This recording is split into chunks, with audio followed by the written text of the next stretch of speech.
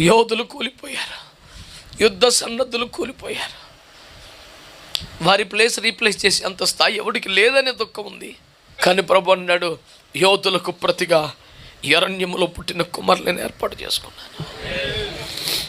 వీళ్ళ గొప్పతనం ఏంటి తెలుసా? వీళ్ళు ఐగుప్తులో పుట్టలేదు. వీళ్ళ ప్రత్యేకత ఏంటి తెలుసా? వీళ్ళు ఫరో ఖడ్గపు నీడలో బ్రతకలేదు. వీళ్ళ వీళ్ళ వీళ్ళ వీళ్ళ ప్రత్యేకత ఏంటి తెలుసా? ఐగుప్తు దేశాచారముల్లో పెరగలేదు. వీళ్ళు పుట్టడమే పస్కా రక్తము యువతలకు వచ్చాక పుట్టారు. వీళ్ళు పుట్టడమే మేఘము కింద పుట్టారు. వీళ్ళు పుట్టడమే మన్నా తిన్న తల్లిదండ్రుల కడుపులో పుట్టారు.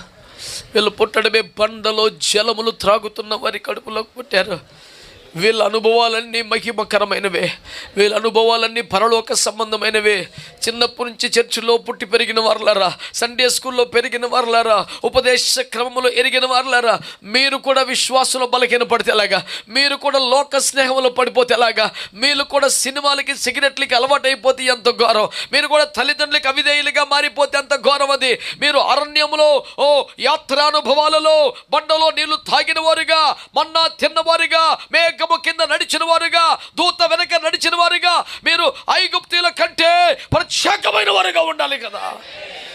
మీకు అరణ్యాత్ర అనుభవాలు ఉండాలి తప్ప ఐగుప్తు బుద్ధులు ఉండడానికి వీల్లేదు.